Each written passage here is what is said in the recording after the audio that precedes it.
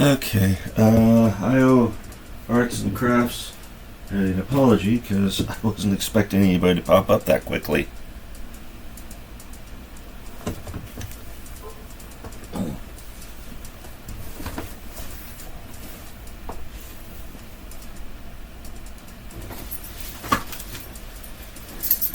I'm not doing anything particular right now, just basically hanging out, cleaning up my room still.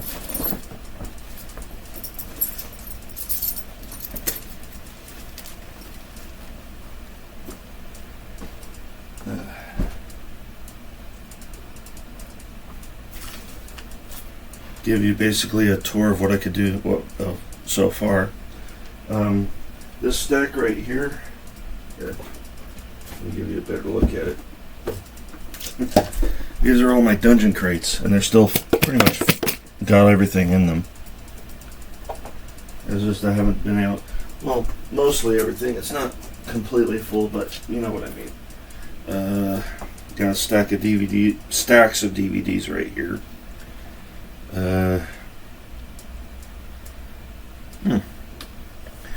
Well, let me show you something here.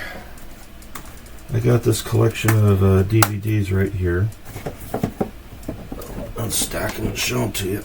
Now, these are what I use for inspiration when I'm writing D&D campaigns or just playing D&D. And one of my favorite movies right here, Wizards. I'm actually trying to find a copy of Fire and Ice, which is another good one. Kind of a post-apocalyptic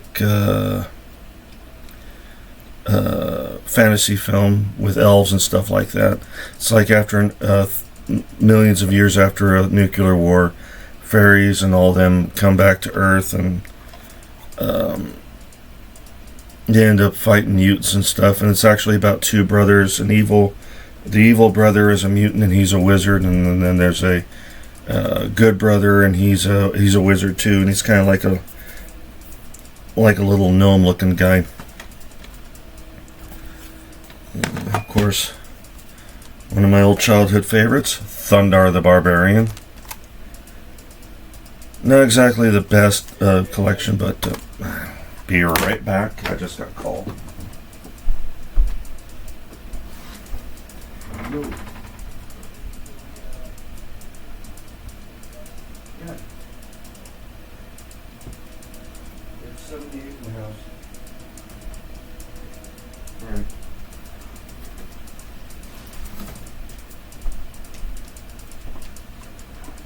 Hello, viewer. Didn't catch you there. But yeah, Thundar the Barbarian, one of my personal favorites, another post-apocalyptic fantasy show. Of course, Dungeons and Dragons, the cartoon. I used to have the red box version, which was basically, it looked like the red box of the old basic Dungeons and Dragons. But when I ended up being homeless for a little while, it was one of the things I ended up selling to get some money.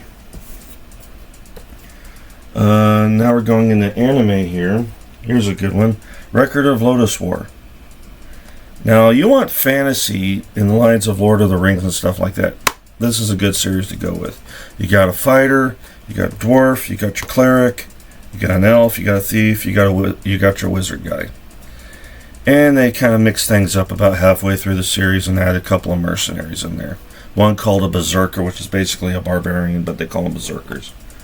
Then they went on to an actual full-on series, which had new characters and stuff added to it. So you also get little guys called sprites, which were basically like magical versions of hobbits, I guess. Here's another good one, Ruin Explorers.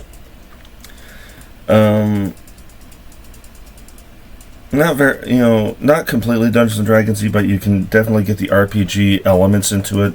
You got two main characters. One's a fighter with some wizard abilities, and you got I guess you would say she is kind of a wizard / cleric, but the funny thing about her is apparently she's a half squirrel.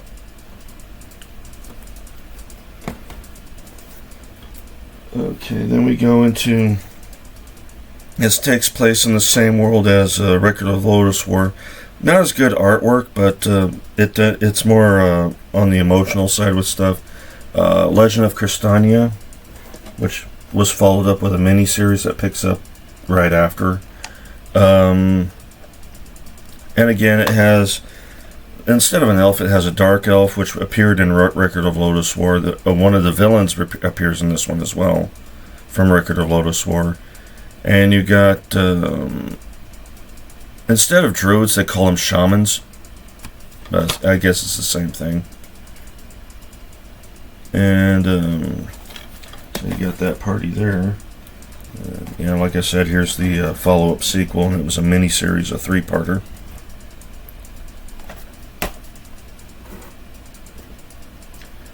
And then we got Rune Soldier, or Louis the Rune Soldier.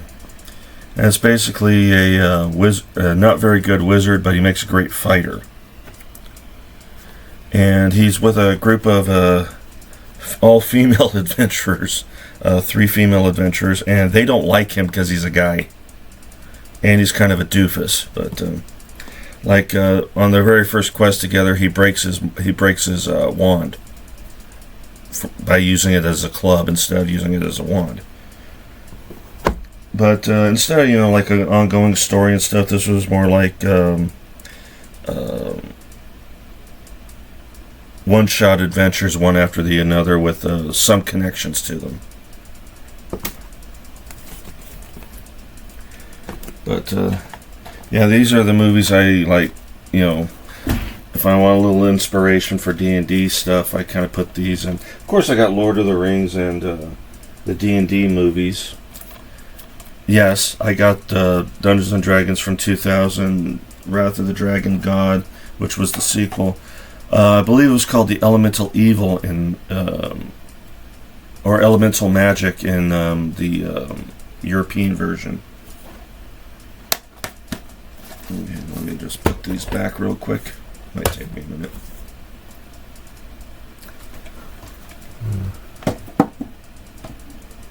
Yeah, I realized I didn't have to use my headset as I thought, because you guys can hear me perfectly if I turn the volume down on my monitor.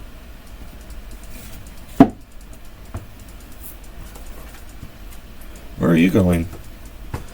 Oh, she's climbing underneath the desk for some reason. Yeah, since I've cleaned my room, she's discovered there's She discovered there's all these new areas for her to sleep in, so she's been taking advantage of it. Yes, I hear you. Put this all back. Okay, there we go. And of course, right here on the desk, my little business cards. Pass those around when I go to conventions and stuff, and taking pictures of the cosplayers and the stands and all that. Still doing a little bit of cleanup right here. Stack of old games. I got Commando, the combat adventure game, an old copy of Top Secret from TSR, 4th edition D&D. Got some dice, a bunch of miniatures sitting over here. Eventually I'm going to put all that stuff that I had in the old set that I had set up for everything on my channel. I'm going to have it over here at some point. Up above I got my D&D books, or Forgotten Realms novels I should say. In fact, here's one. In fact, I was going to read some of that today. I might even do that while I'm recording, just read it out loud, I guess. That way I guarantee that I'm actually reading the books.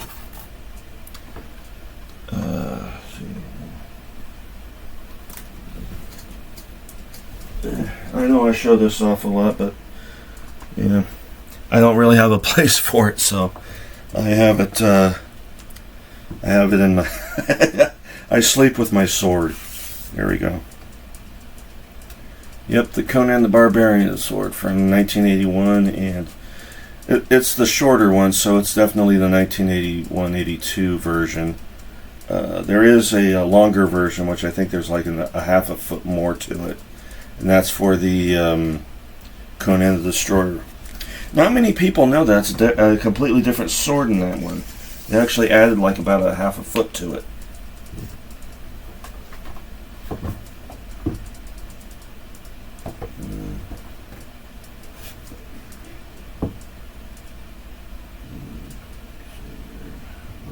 Show off on here. Oh, can't really show off much. What are you doing? She's just crying down. I hope you didn't go under there just to pee or something. Because I've been catching her peeing on things lately.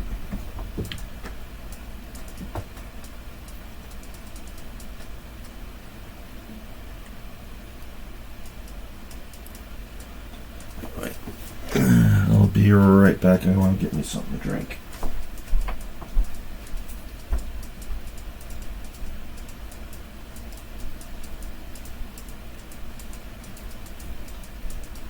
Well, I know I don't show it off very often, and you've probably only seen it once or twice. Yeah. When I ordered a second batch of these, they offered me this for a little bit more, and it's basically a cup with my logo on it. One of these times, I might order a few more of these and have these sent out when I'm actually making money on my channel. Which I don't see myself making money off of this channel anytime soon. I'm still pretty low on the numbers.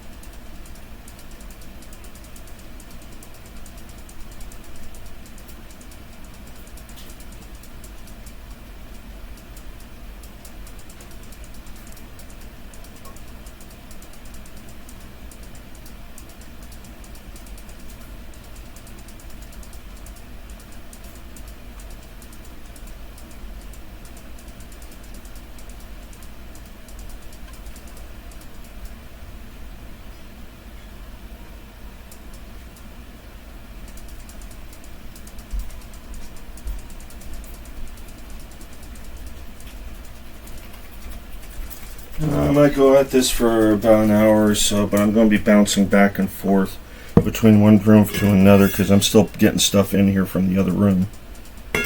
So, but I'll keep talking and stuff while I'm at it.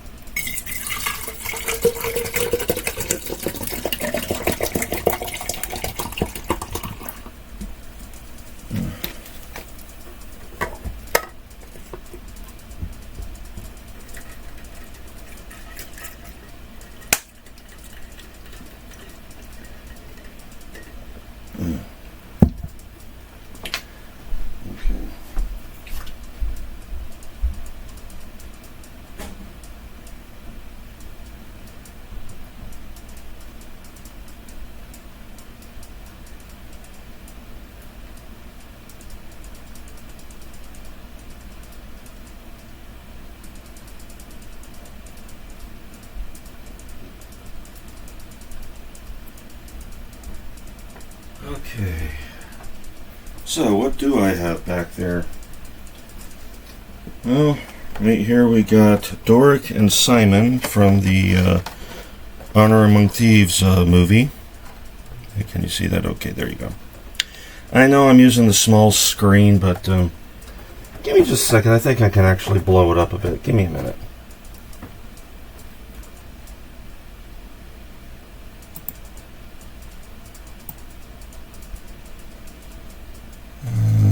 There we go. That's better. Okay, so, yeah. I just realized, I had to blow up my screen a little bit. There you go. Now you can see this a little better.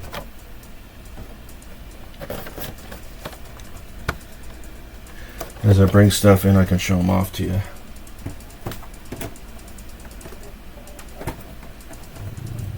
Put them here for now. I'm also looking for her little brush, which seems to have suddenly disappeared.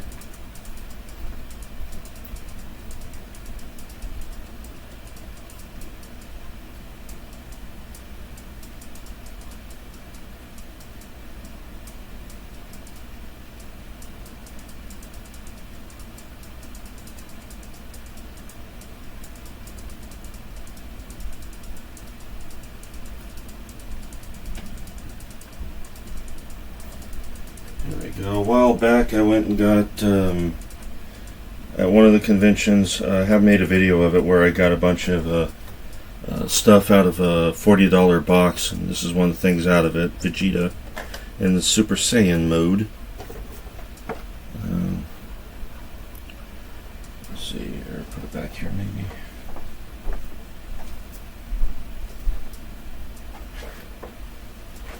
And of course we got this 3-pack of Vecna, Mind Flare, and Demogorgon. Because I believe they did versions of them in Stranger Things each season, so there we go.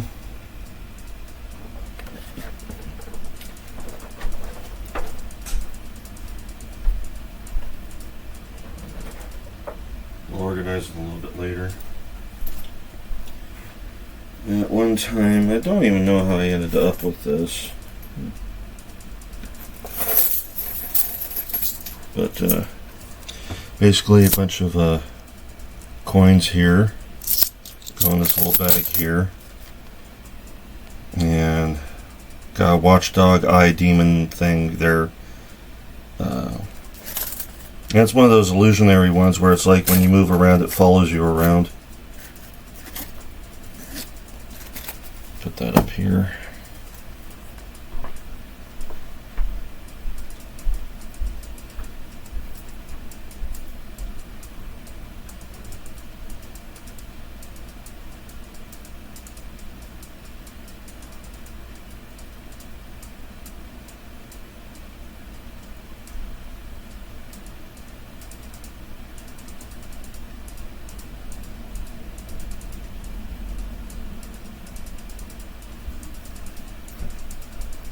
Okay, this came from Akabento. This was the box that a lot of my anime stuff that I got at that one convention came from. There's no relation. Here's the Holy Grail from Indiana Jones and the Last Crusade.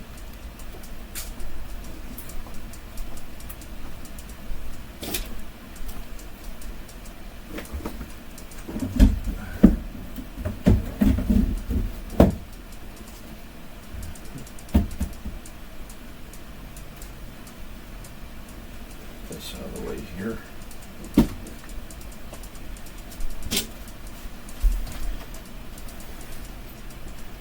Bunch of random discs right here I gotta find boxes for. Okay.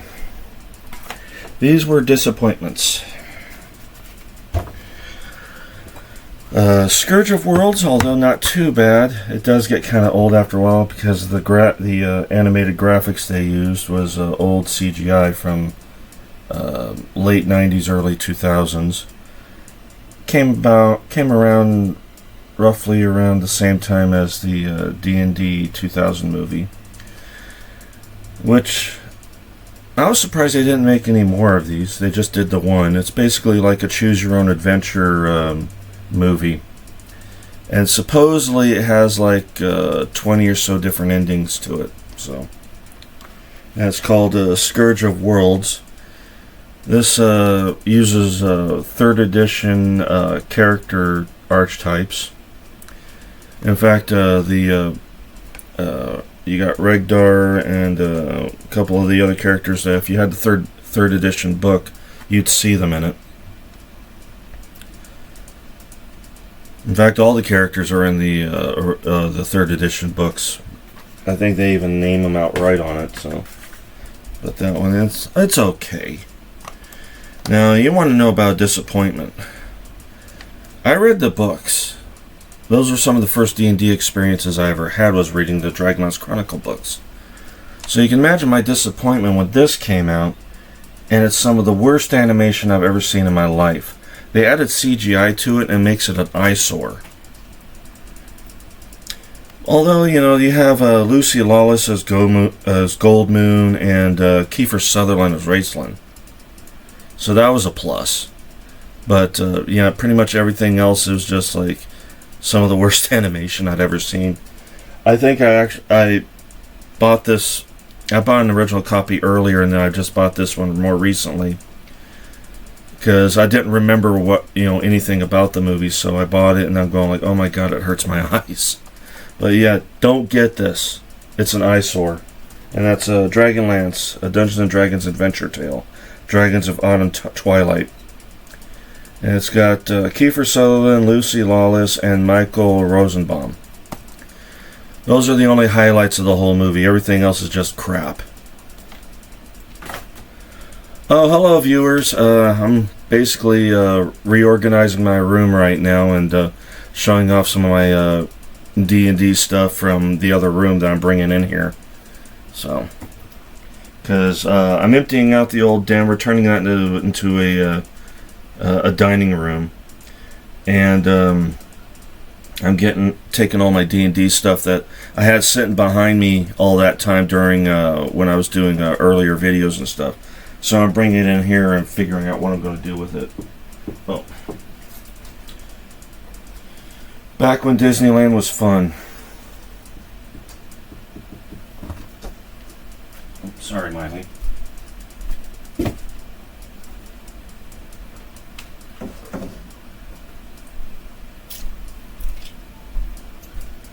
You're back.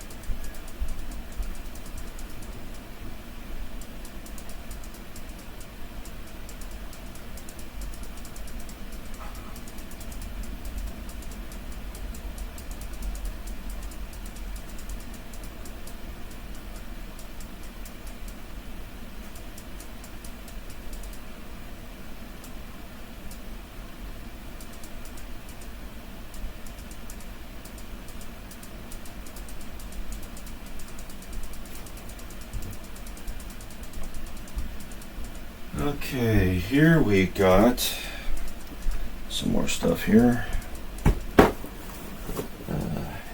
Here we got the Lemurchon's Lament. The Lament configuration, or better known as the Hellraiser box.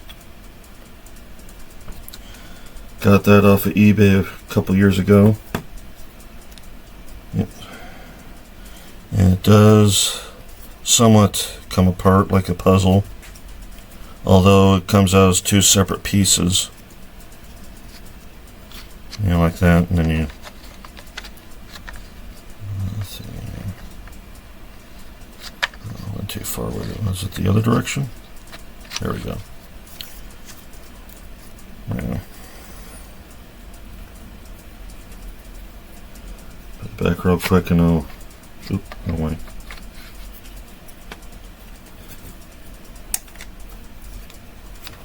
I'll put that up here on top of the DVD player.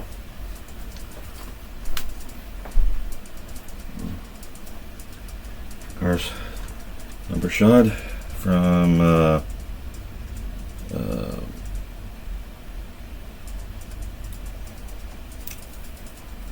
Honor Among Thieves.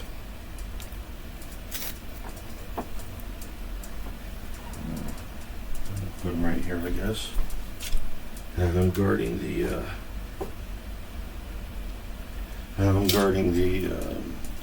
dungeon crates. Still don't know what this is for. It's partial sleeve with a little pocket in it, with ninjas and oriental dragons on it. Still not quite sure what it's for.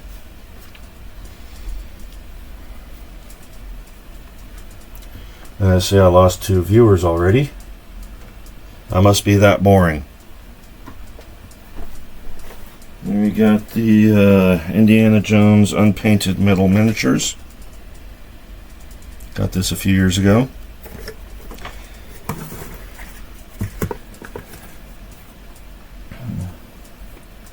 There you go. Good old die cast. Let's see, where's Indy? He's in here somewhere. There he is. This one? No, that's one of the... There he is. Yeah, this came out around just a little after Temple of Doom, I believe, because there's no characters from Last Crusade in it. There you go, there's your Indy. They got Short Round.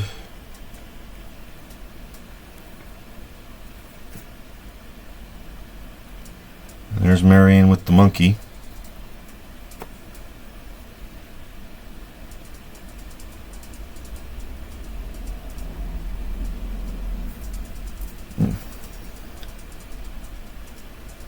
They got Willie. So yeah, they got characters from Raiders of the Lost Ark and Temple of Doom in here.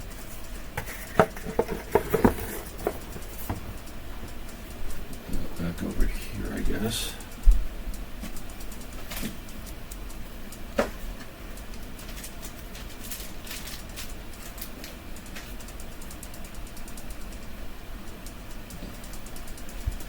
And I was asked, since I have a whole bunch of dice, if I had the metal ones. Well, here's the answer to your question, and that is yes, and they haven't even been taken out of the bags yet. And I've had these for a few years now. And it's a full set, and they do hurt when they hit your barefoot. Right now.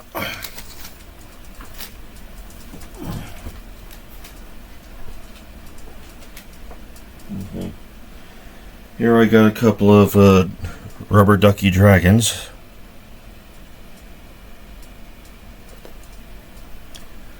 Let's see here. Let's put those here. So I really don't need the headset anymore. I could just put that away somewhere. I guess. There. Yeah, that cuts down the space.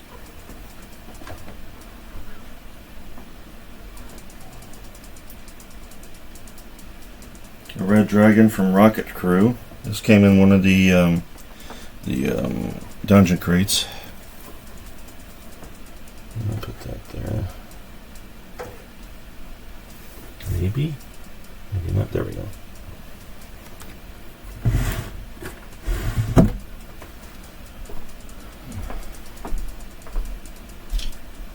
Let's not have these out in the open.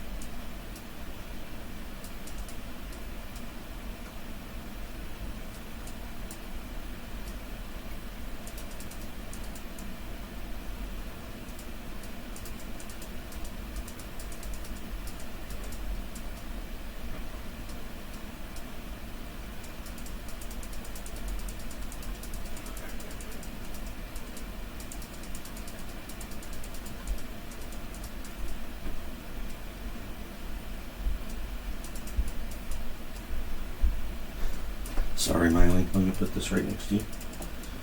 I didn't realize Miley was sitting here. Here. Let me angle it so you can see her a little better. She's right there. Sleeping on Conan's sword. Oh, I got a yes/no coin.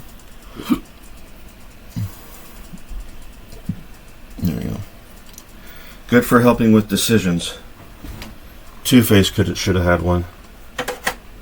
Might have helped him out.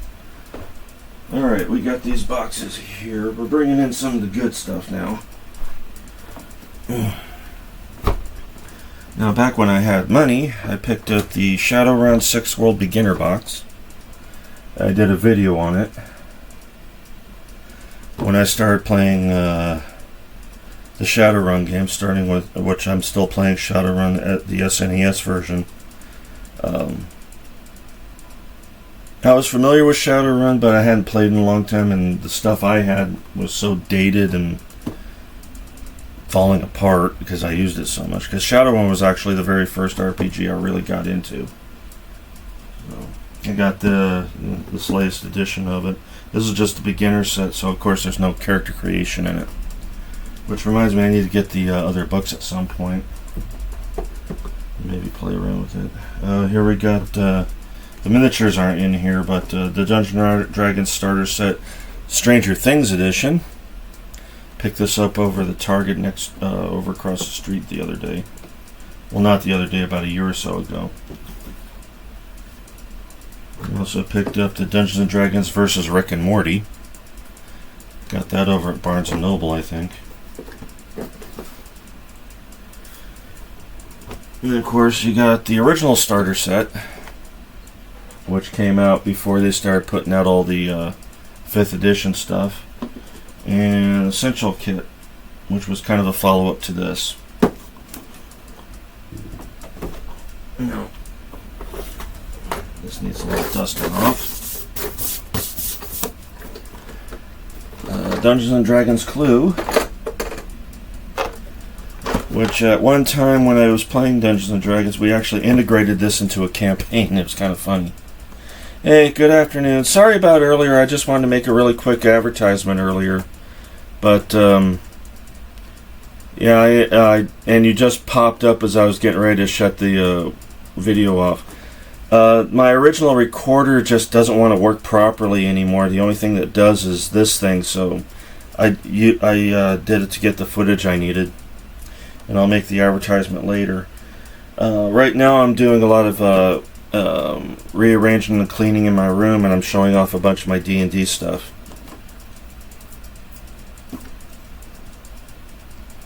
But if you're wondering why you can't see any of the stuff pop up right now, is because I put the whole thing to full screen.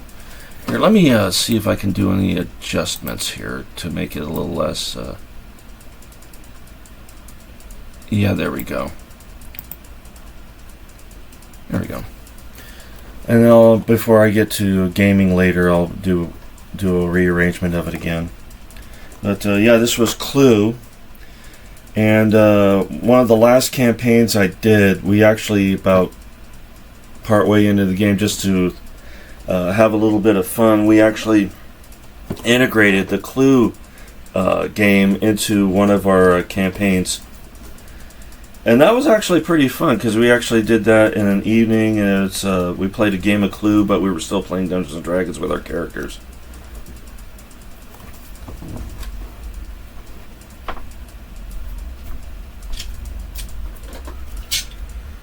Yeah, it's just a matter of rearranging everything up here, because I'm going to be putting a lot of stuff here.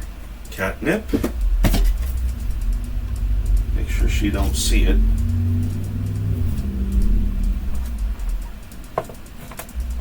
Ooh, that's not going to be good. Okay. Let's, yeah, that's better. Keep it away from her, she'll go gonzo. Okay. Give me just a few minutes here.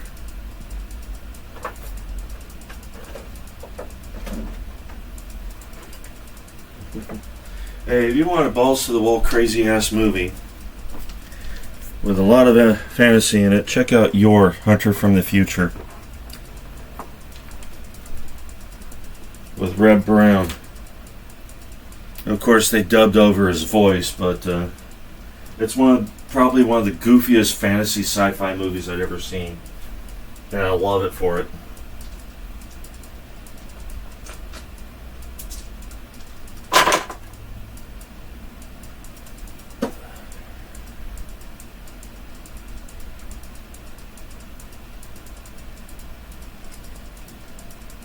Crap load of miniatures over here.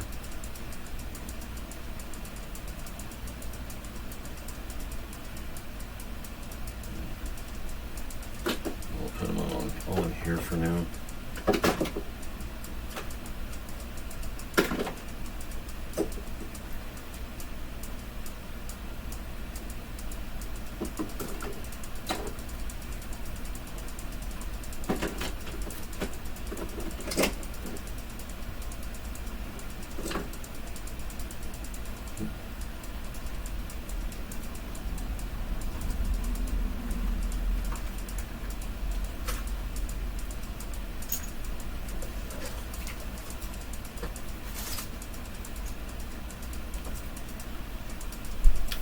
At one time I used to really be into Elder Scrolls, especially Elder Scrolls Online. So here's the commercial ad characters they have.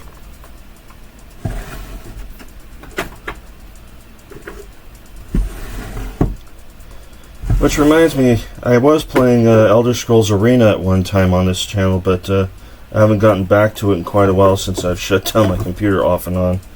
So I'll have to get back to it. Oh.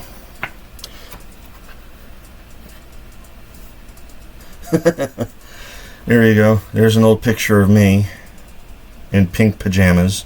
And that little dog down there was a Pomeranian named Bitsy. That dog hated my guts.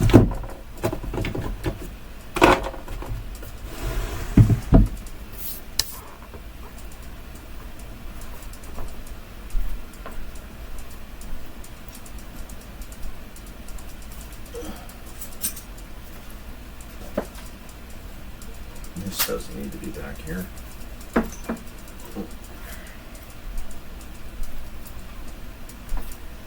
don't know why I have creamer back there.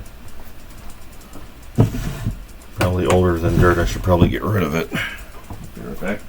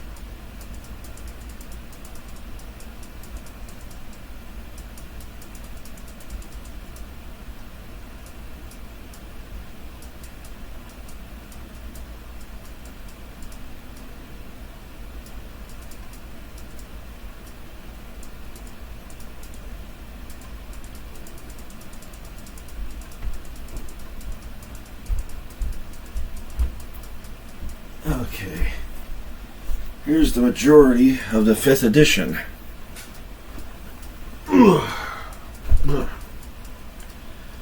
Rather weighty. And most of these I got them organized in release order. Let's see here. Where am I going to put you? I don't think I have a place for these just yet. I don't want them on the ground. She might pee on them. I might put them back there. Anyway, so yeah, I've got the player's handbook. No, I don't have the 2024 handbook yet. I am planning on getting it, just not right now. Can't afford it. Dungeon Master's Guide.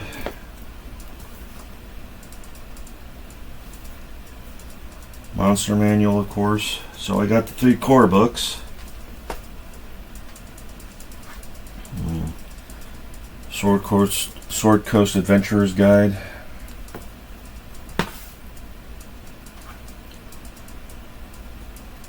Guildmaster's Guide to Ravenka.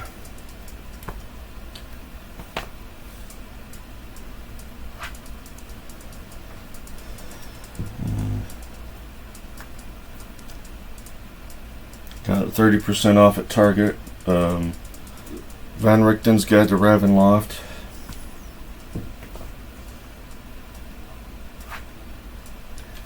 Lolo's Guide to Monsters.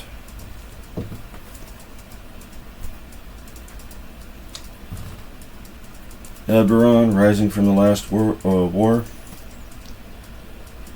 I used a lot of stuff from Eberron because I did use a lot of steampunk stuff involved in my D&D campaigns.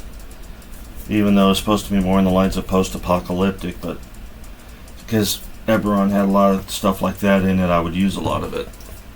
It was too bad they didn't have Dark Sun. That probably would have really gone really good with it. Xanathar's Guide to Everything.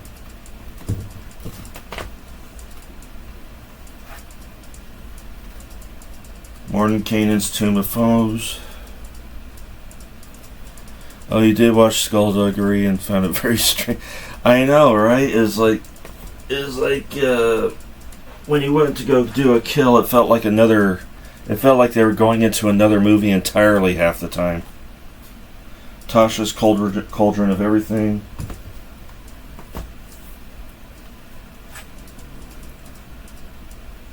Fizban's Treasury of Dragons.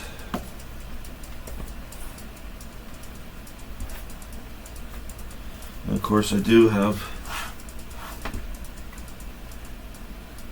a few campaign stuff here. We got Curse of Straw, The Rise of Tiamat, and Horde of the Dragon Queen.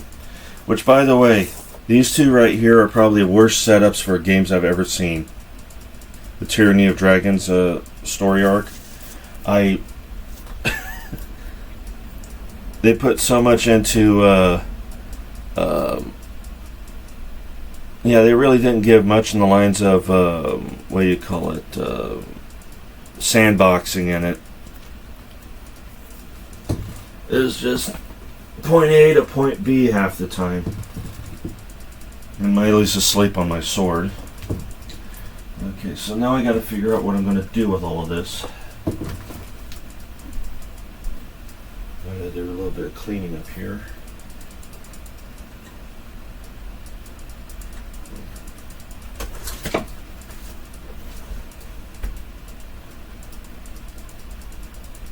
That's a quarter.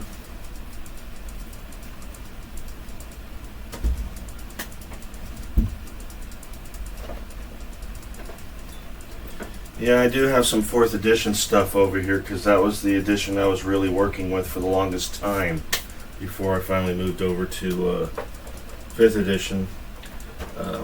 4th edition, I should say, is the one I actually learned how to play D&D. And not at all that well as a DM.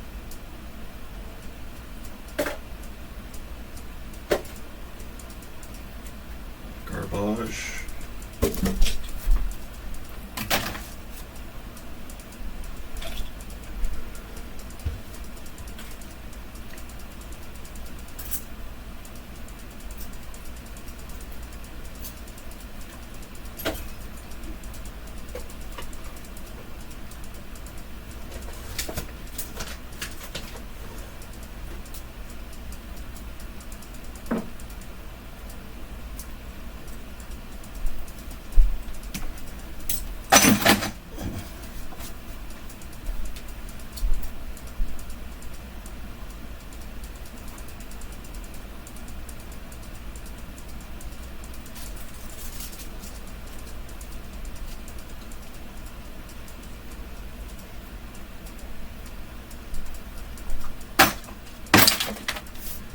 I think we got something here. We'll start with these guys, as usual.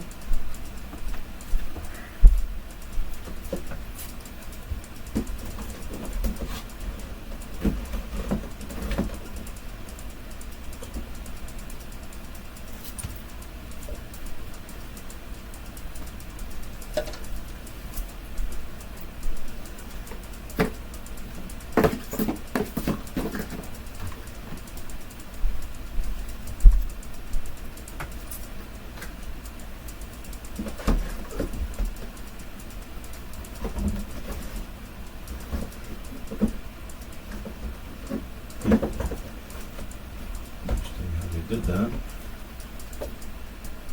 Change the logos around. Yeah, tonight I'm probably going to get back to Shadowrun for a little while. Flip these over. There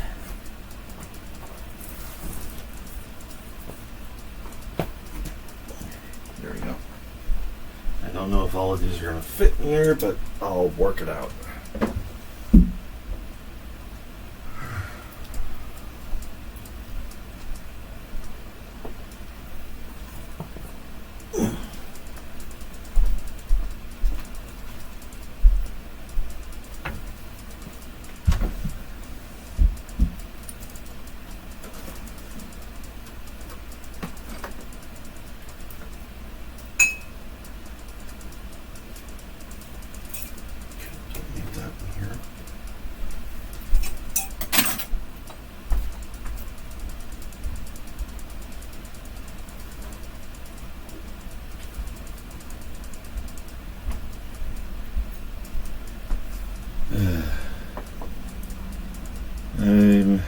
the second edition Player's Handbook, DMG Monster Compendium, Dragonlance Adventures hardcover book, the Dark Sun box set, all the early 90s, and now I have no idea where those things ended up. Yeah, my cousin, he had a lot of the earlier stuff because those were hand-me-downs from his dad, who had, kind of grown out of the whole D&D thing because he had businesses and stuff. So, perfect. You can somewhat see it back there. I'm going to put this right above it like that. Yeah.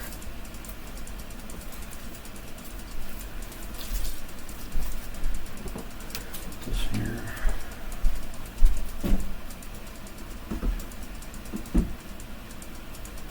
Okay. Now, I picked this up back when the more recent movie came out. The Ultimate Guide to Dungeons and Dragons, unofficial, of course. There you go, nice little magazine there. Basically has a few articles in it about Gary Gygax, the people putting the movie together, and stuff like that. That's some nice artwork in here. I don't think I've actually sat to read this, so I should probably make that one of my things to do on my to-do list. I got a lot of to-do lists. Alright, be right back.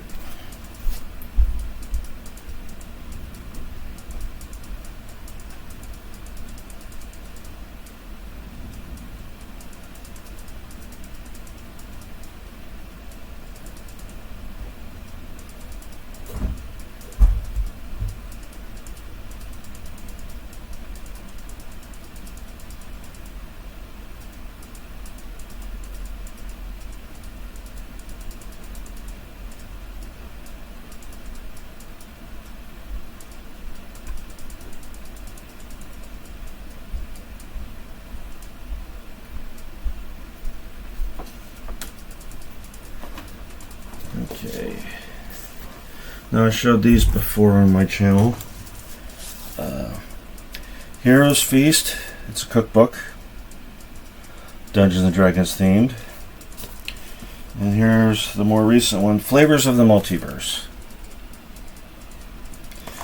Now these are stuff I hope one day to actually try making once I have a working stove.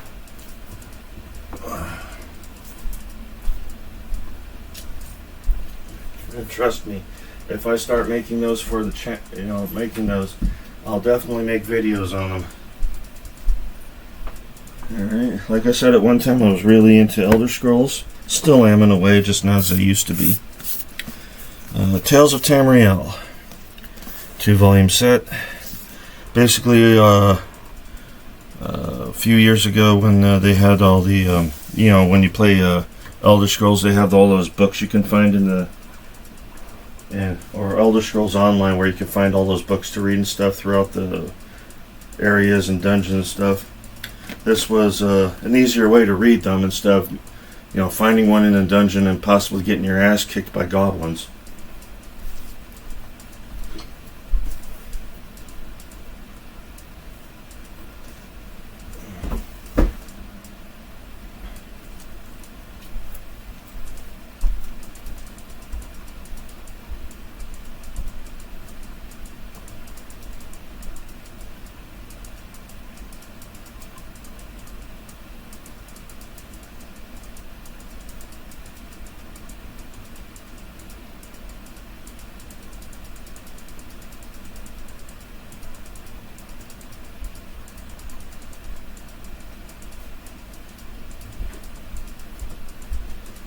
A little trinket box right here. Possibly got to get a bigger one at some point. And basically we're going to show off what's in it. First off, we got a little map holder here. It's a partial map. Made out of, I believe this is faux leather. It's not real leather. Or it could be real leather, I'm not sure. Well, basically, you could put pens and pencils in it.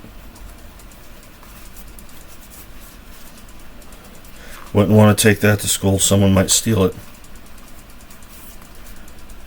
Okay. Professor Indiana Jones, Barnett College, Hamilton Hall, Grove Avenue, Fairfield, New York. Now you know where Indiana Jones lived. But this is the diary. I'd open it right now, but it's a pain in the ass to get it back in there. But yeah, it's Henry Jones's diary is in this. And it's got like tickets and pictures and stuff like that from the movie. Picked this up at the Renaissance Fair I went to last year. Actually, I was hanging this off of my belt most of the time once I bought it. But yeah, you got your standard dice in there. Again, something from Elder Scrolls. The Imperial Signia from Skyrim. I almost said Skynet for some reason. And you can tell it's from Skyrim because of the little damage on the insignia there. One of the points is missing there, and there's cracks in it. So there's that. The skull key from Goonies.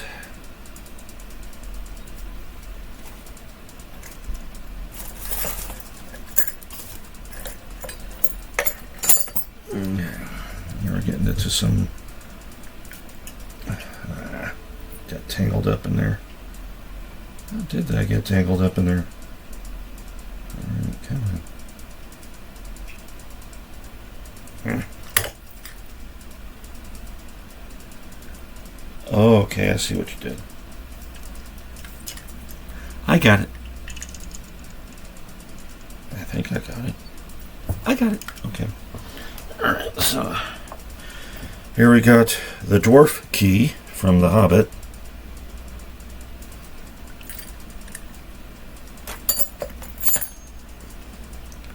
Jailer's key from The Hobbit.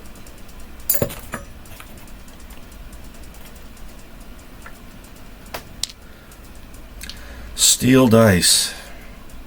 Picked that up at a Renaissance Fair.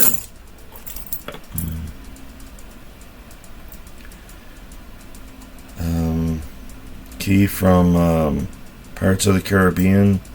Dead Man's Chest, I think it was. Speaking of Pirates of the Caribbean, I got a compass. Sadly, it works.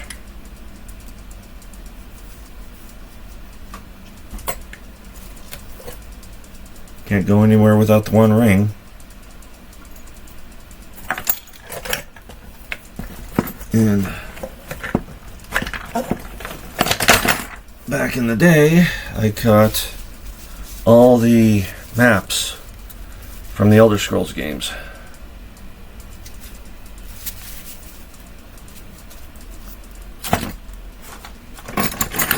And finally we got a compass coin.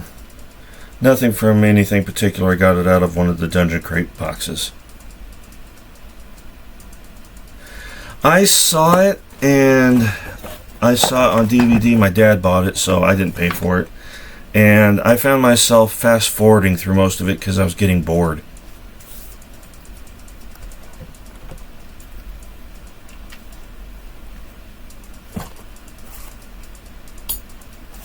But put the diary with the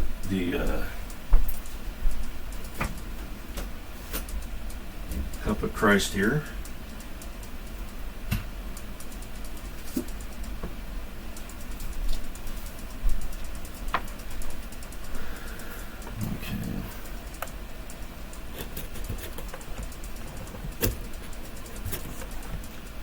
Okay, what's blocking you?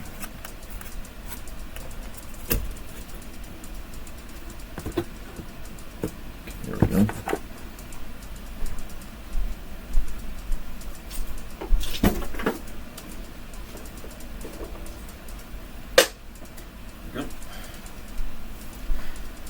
right back.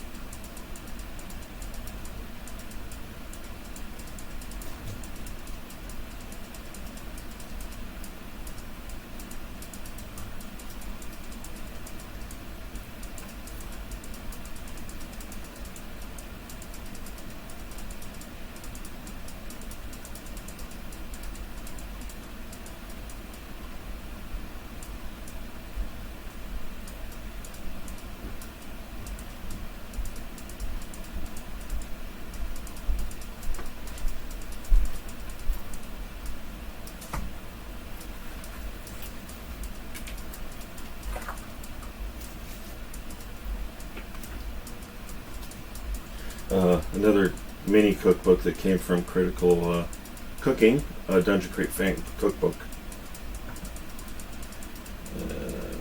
Dungeons and Dragons journal. Never opened it, never actually used it, but here it is. It's too nice to use. Let's see here. What else have we got here? Anyway, that's pretty much what I got going here. I keep meaning to get to the book here.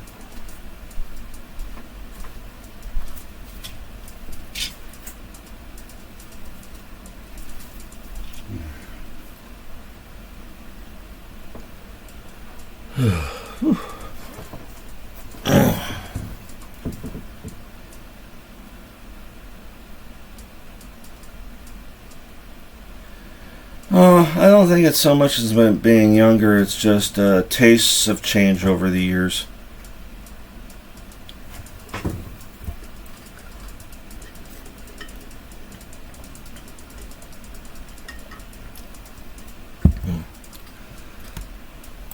Let me do some adjusting here.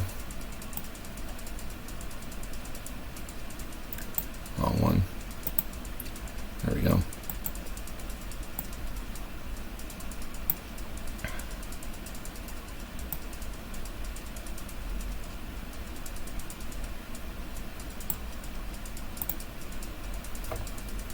There we go. Oh, a little too far. Let's fix that just a tad. There we go. That's about right. Okay, so since I'm just going to kill a little bit of time here. Let's see here.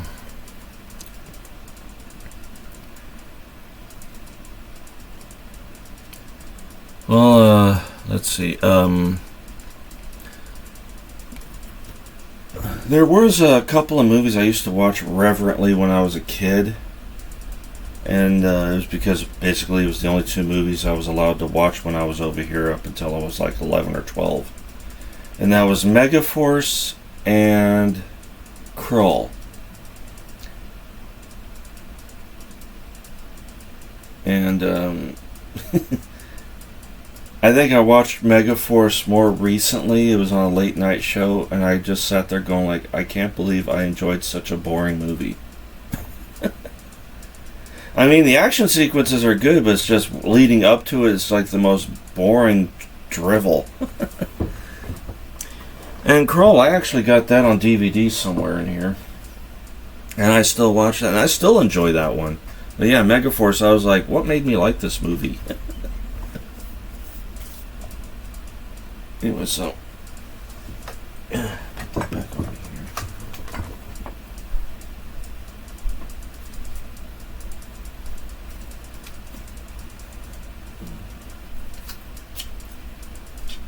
Ooh, I did not realize that door was hanging off like that. I'll have to fix that later.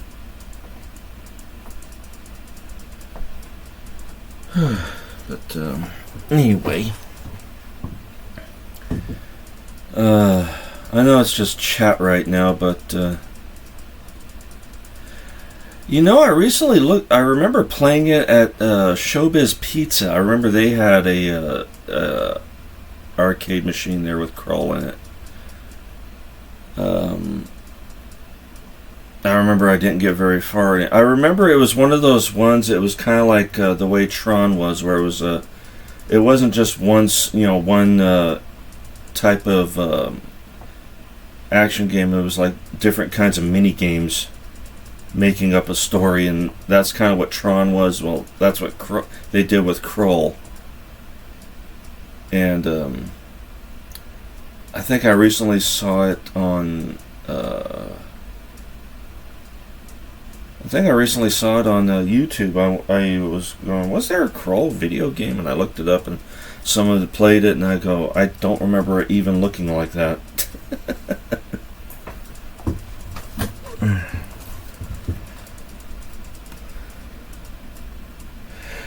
Yeah, when they actually had video games. Now it's like the most recent arcade I went to, it's either gimmicky arcade games. I mean, gimmicky as in you sit in them, or you have the guns, or you have something like that, or it's ticket machines. I'm still pretty good at skee-ball.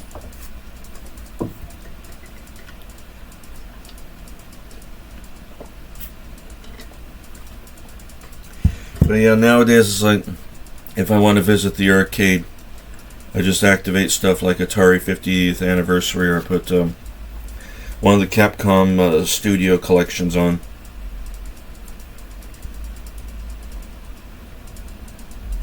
Speaking of which, give me a second.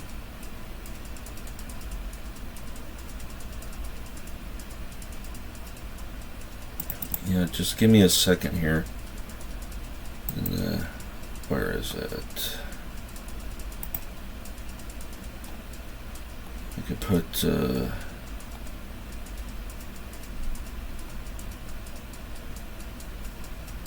Capcom's second stadium. That's the one with the yeah, give me a minute and we can actually play that for a bit. It might get a little choppy.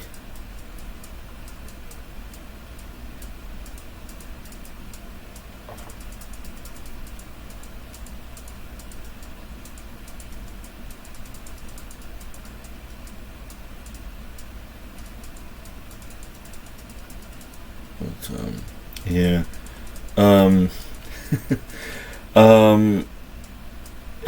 You've played Wizardry, right?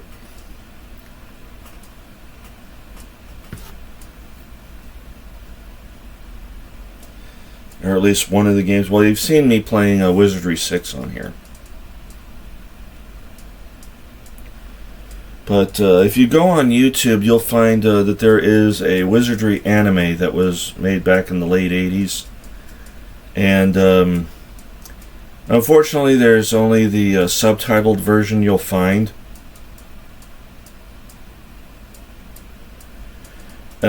But yeah, there's a Wizardry anime. It's based on the first game. And it's only about, I think, 30 minutes to 45 minutes long. It's actually fairly good. It actually gets... Yeah. They actually did pretty good on that. I was surprised how well that was done.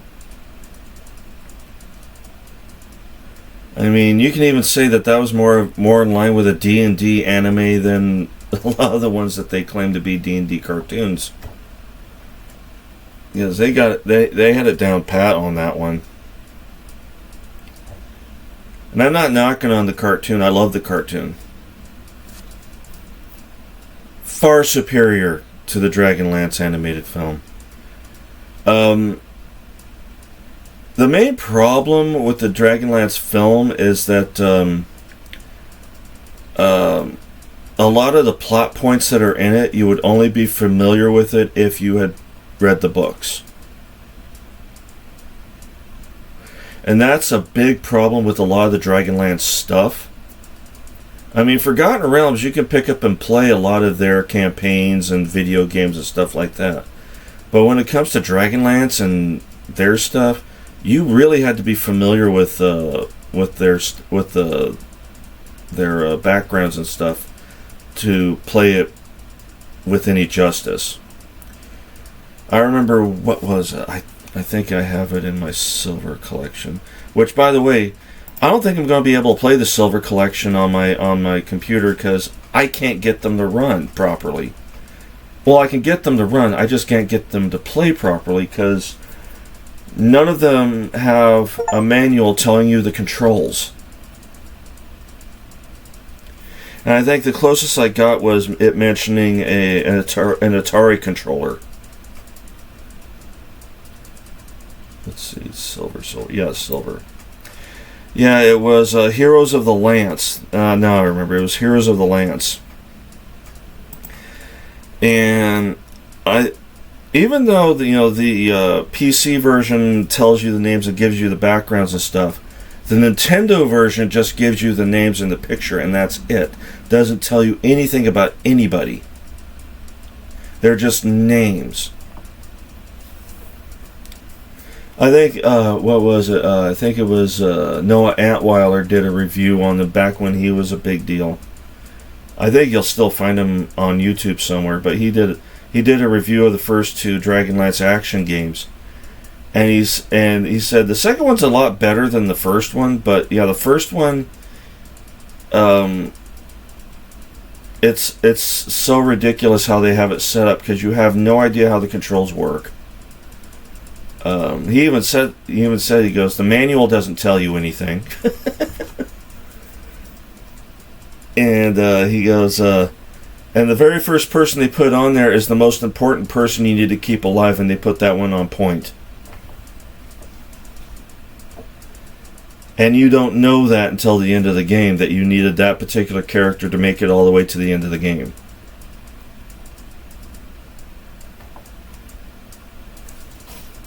And of course, I had read the novels, so I had some familiarity with everything. But as I was playing it, it was like on the SNES, or not the SNES, the NES, the old Nintendo.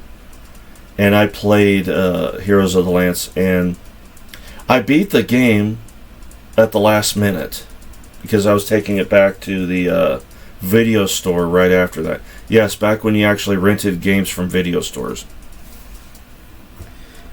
God, I miss those days.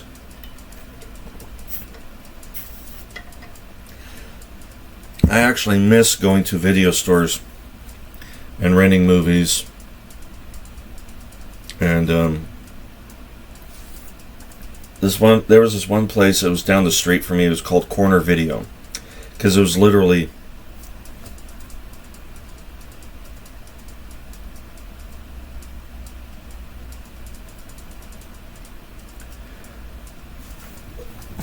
I'll have to check that out later. The guy that wrote the screenplay for that Dragonlance movie usually plays with Dungeon Musings.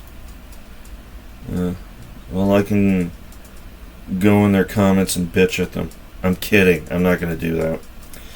I already got one person on Facebook on my ass because he was complaining about Jenny D, who's a cosplayer and D&D player. And I follow her periodically on YouTube. Well, he was going on about how she's excuse me, I don't like doing these things on my stuff. But he was basically bad-mouthing her and stuff, and had the ass end of a conversation, which was like the last two things on there, of like a Twitter, X, whatever you want to call it, conversation. It was the last two posts on it. And he was using those last two posts to say, see how much of a bitch she is, kind of thing. And the thing is, well, we don't know the rest of the conversation that led to those last two posts. He said, oh, well, she erased it. She blocked me and erased it. And I'm just sitting there going like, well, that's convenient. So I pointed it out to him. I said, yeah, you're saying how much of a bitch she is just for those last two posts. The last ones being what you say, and you sound actually worse than her. But you're saying she's the bad guy and she said all this, but it's like you have no evidence.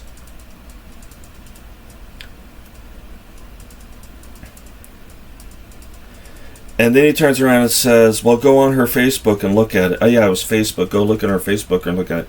And apparently there's like 500 million Jenny D's on Facebook. And I'm not going to go farting around through different ones. As far as he knows, he probably talked to a fake one.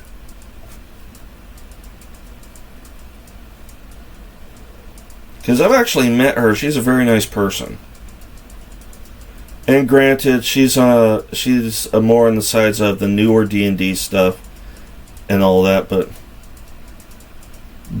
yeah, I'm just sitting there going like, because I'm on her Facebook and I've never seen a conversation like that pop up on there.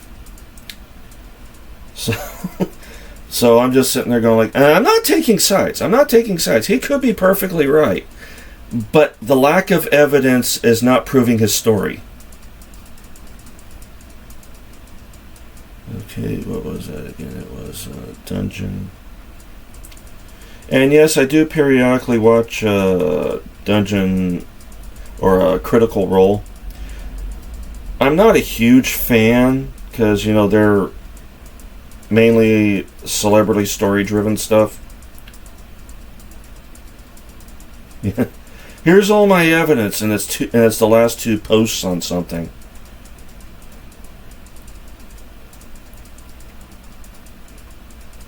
So, of course, he might get on my ass for being a newbie because I said I've only been playing Dungeons & Dragons for the last 20 years.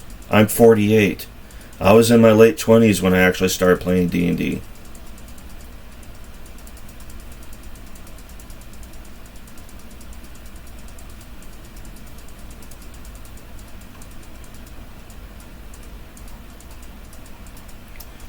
Okay, I got that all written down for later.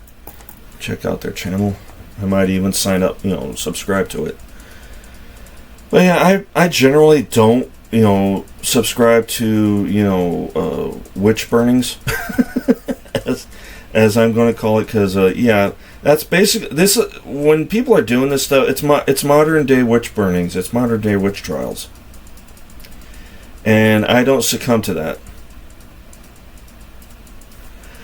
I'm still watching their first campaign on Critical Role. I think I'm on episode 47. And the reason is yeah, I get kind of bored. I watch a couple of episodes, and they're long episodes.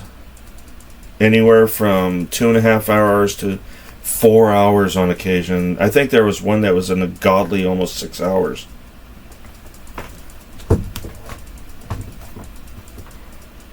But yeah, and it's mainly because they go on for so long, and it's because I'm not playing. If I was playing, it'd be a different story. I'd be more invested. But half the time, it's just watching them and going through stuff.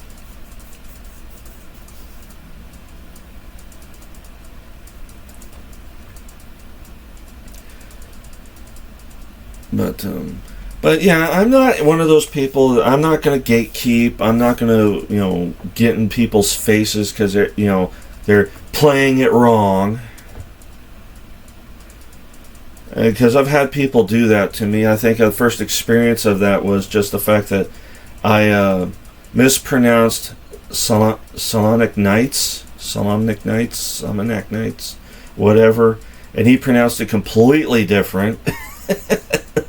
And he got on my ass for pronouncing it the way I did, because and I'm just sitting there going, okay, whatever. I'm sorry.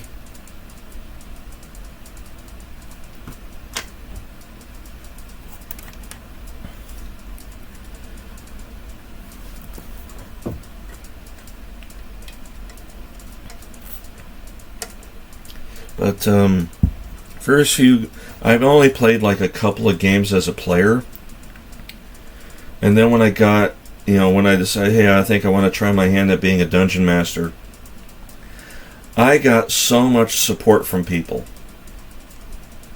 when I was learning to be a dungeon master, and I took my time with it. I didn't rush into it. And I think the first time I dungeon master was for my daughters and their friends, because they wanted the middle one wanted to learn how to play Dungeons and Dragons. She wanted to play it because she saw us playing it and thought it looked so fun. So my first time playing as a DM, it was for my daughters.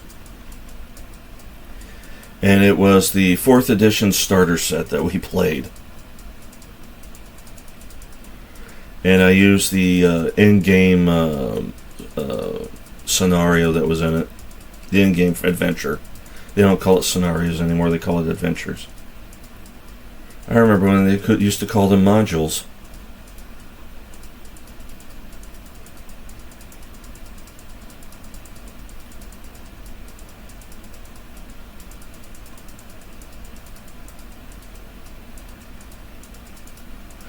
I actually enjoy being a DM. I don't particularly care to be a player a lot of the time.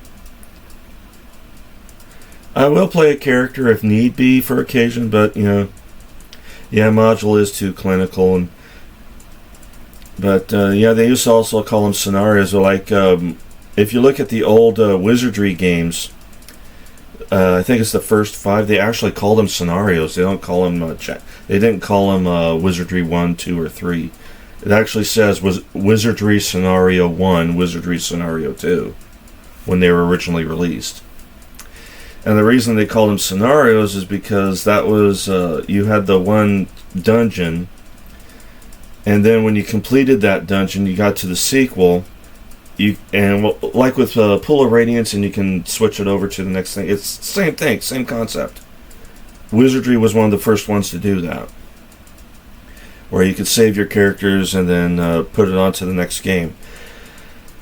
And I think it was the first 3 games you did that with. The 4th one, you played as the villain from the first game, and it's almost like and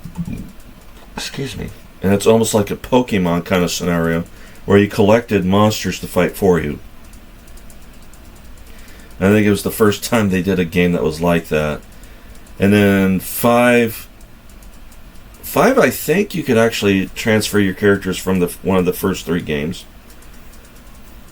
Yeah, I think you could. Now that I think about it. So there was actually four scenarios that you could play, but Wizardry 5, they actually just called it Wizardry 5.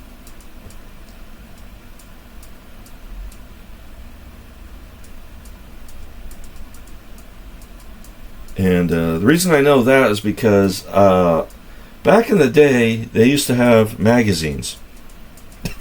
You might remember those. Those were called computer magazines, and this was before Nintendo Power was ever out.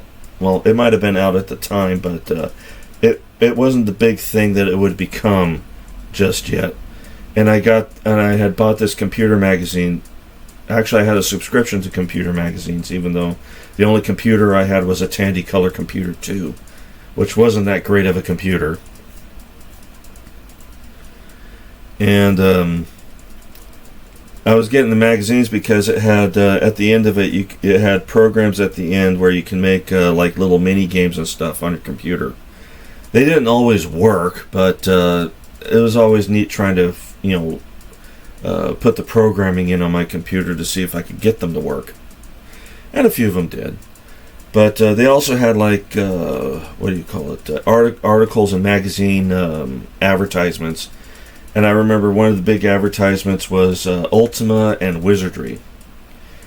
Ultima, I really think I love the idea of the concept of Ultima, and I've seen a lot of the reviews and stuff, and I love what Noah Antweiler did with his shtick, basically telling the entire story of Wizardry from bookend to bookend, and showing how it got from pretty damn good to what the fuck is this in the duration of about 10 to 12 games.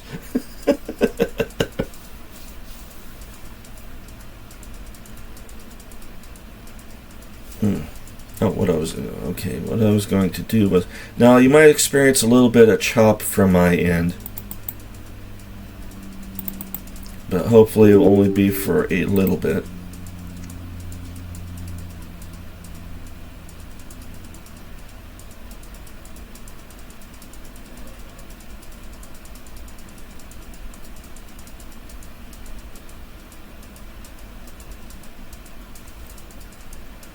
Okay, why are you on that screen?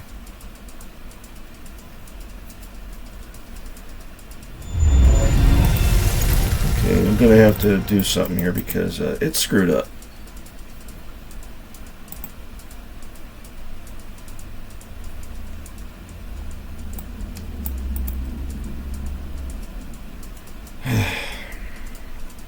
Give me a minute.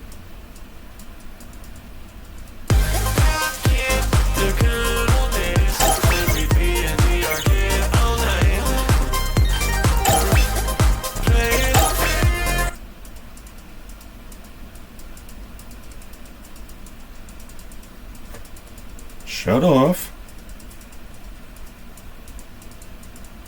Thank you. Okay, I'm going to have to do a little bit of rearranging here. Give me just a second. And no.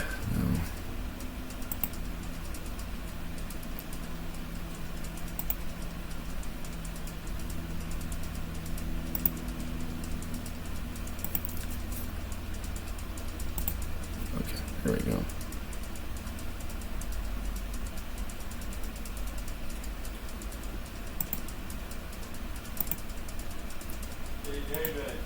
Yeah, just a minute.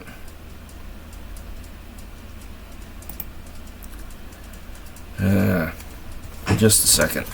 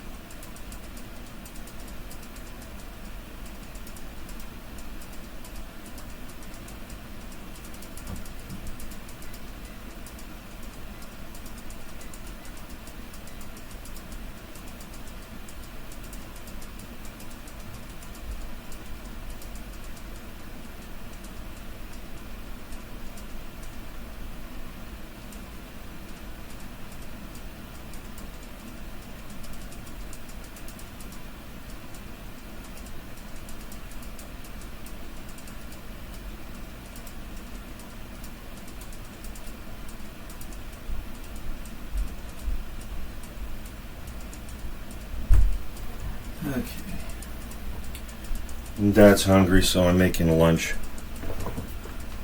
Alright, now let's see if I can figure this out.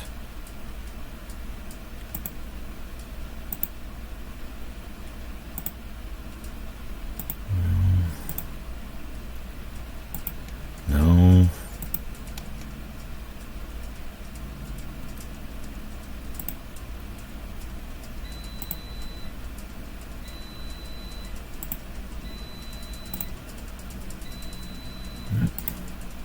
Okay. Now let's see if this works out. Oh, let me fix that a little bit first.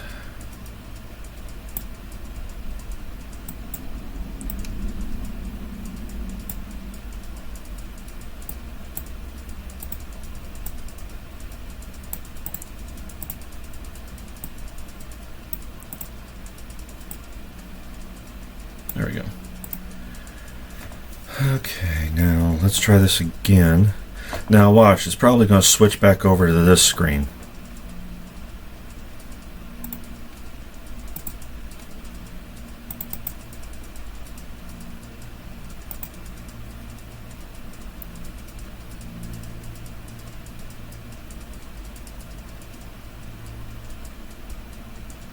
Oh, there we go. Yeah, for some reason this one only wants to go on the second screen. I don't know why.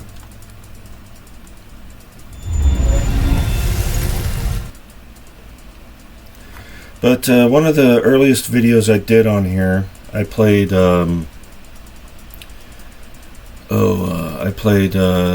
Capcom's Dungeons and Dragons Mystara games, which I'm thinking about going back to because I want to play them again. But first, I wanted you guys to see this,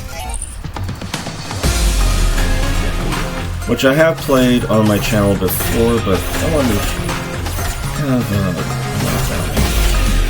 here we go, King of Dragons. Now, probably you're... Oh, actually, it's not too bad, is it?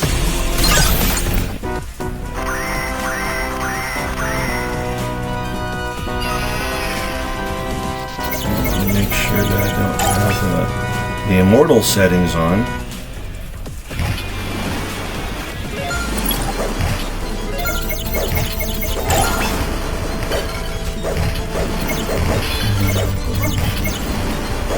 Okay, so if I wanted to make sure that was off.